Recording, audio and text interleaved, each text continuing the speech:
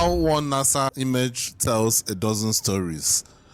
I think I've seen that image somewhere before. I've definitely seen it before. And obviously depicted my continent where I am as the wilderness of darkness. But this should be a very interesting one. Let's see what kind of stories that particular image tells. Let's get right into it. How much can a single picture tell us about ourselves? This is a composite image of several satellite photos. It can help us better understand the current developments and conflicts underway.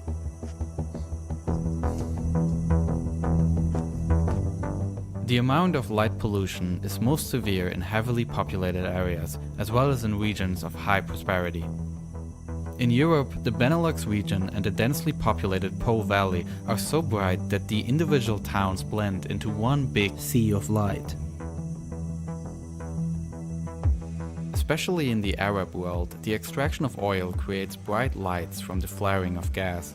And in Africa, you can trace the path of the Nile River, which, as the lifeline of Egypt, attracts civilization and is filled with commercial boats. Wow, okay. Like, that's always been a very interesting phenomenon. Like, wherever there is, like in an inner, not on the coast, obviously, but inside, how will I put it? What is that? Well, there's this word that is called, like, areas that are off the coast, inside, in the middle.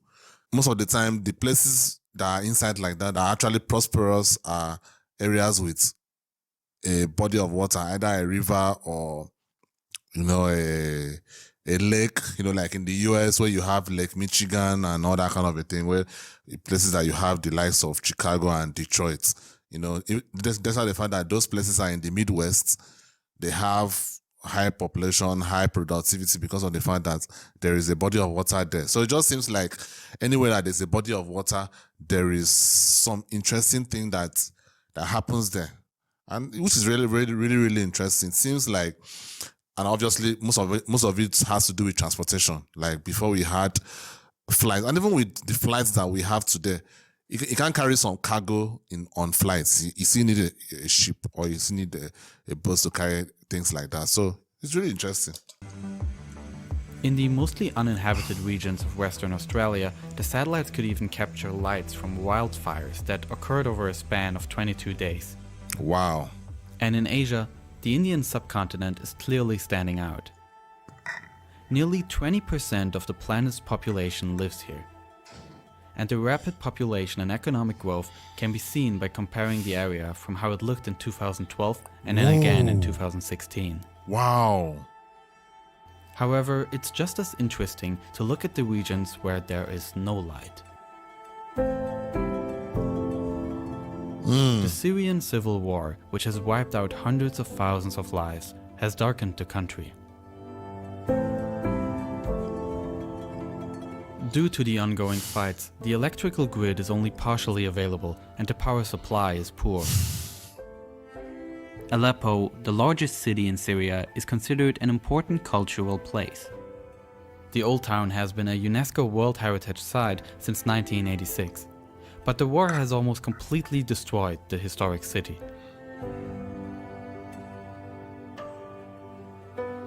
The darkening can also be observed in Raqqa, which has long acted as the de facto capital of the terrorist Islamic State. When we see a city darken in these images, it shows the annihilation of a place and its history, and ultimately the end of many human lives.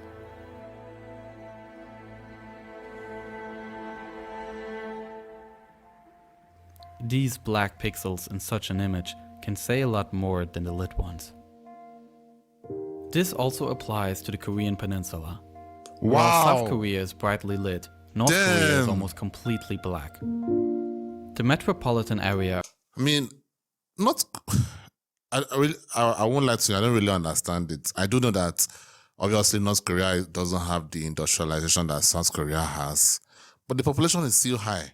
So shouldn't that, except I don't tell me that North Korea don't have electricity, which I doubt. I really doubt that North Korea doesn't have electricity. I really, really doubt that. But I'm actually really, really shocked by this though. I'm actually shocked. This also applies to the Korean peninsula. While South Korea is brightly lit, North Korea is almost completely black. The metropolitan area around the capital of the south, Seoul, now has more than 25 million inhabitants. Damn. The population density here is twice that of New York City and 8 times larger than that of Rome. Also, That's the waters mad. surrounding Korea are brightly lit from the numerous fishing boats off the coast. According to the UN Convention on the Law of the Sea, there are clear rules for how far off the coast a country may explore its resources. Additionally, there are several agreements between countries that regulate fishing. This creates odd shapes and perfectly straight lines, bringing to light the absurdity of dividing our planet into arbitrary legal zones. All these lights from South Korea and the waters that surround it stand in stark contrast to the north, where only the North Korean capital Pyongyang stands out a bit. Wow. North Korea's energy infrastructure is obsolete and power shortages are frequent. Really? While South Korea is easily accessible, much of what happens in the north remains in the dark. And the strictly guarded border dividing both nations, the DMZ, is clearly traceable. Damn. This image may be the most impressive illustration of how big the impact of more than 70 years of division are.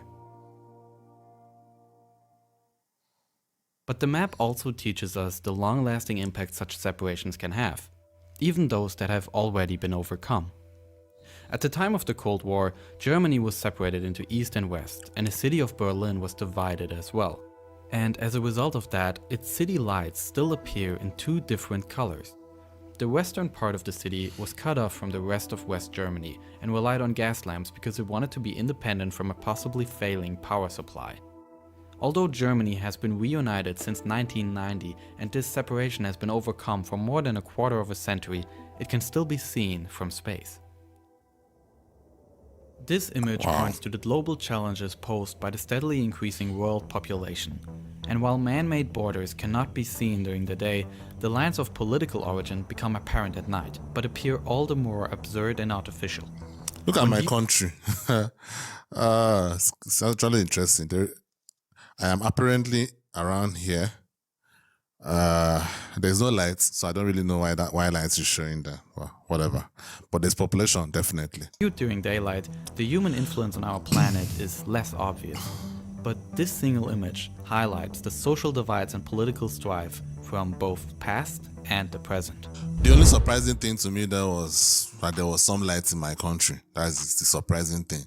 I think I've seen this image before, but I can't actually remember there being lights shown on my country. Maybe I saw the wrong map. I think so. I saw the wrong map. But I'm like, I don't really know why there is lights there. Like, okay, let me put it like this. We all need electricity. We all need electricity for so many things. And at the end of the day, we can't allow the government to stop us from, trying to work. So a lot of us have generators. So I guess maybe the generator lights that is showing. Seriously, it has to be the generator lights. Because I was really shocked by that. Anyway, let me know what you guys think down in the comments. And to be fair, electricity has been a bit better recently, in the last 1 year or so. That is the reason why I'm even able to risk shooting videos with my country's lights. Before, I didn't even use to bother. I just used to on the generator. But now, due to the fact that the lights is a bit better, so I could risk it a bit, though I can still be shooting now and the lights comes off. So it's always a possibility. Let me know what you guys think down in the comments. Thank you guys for watching. I'll see you on the next one. Peace.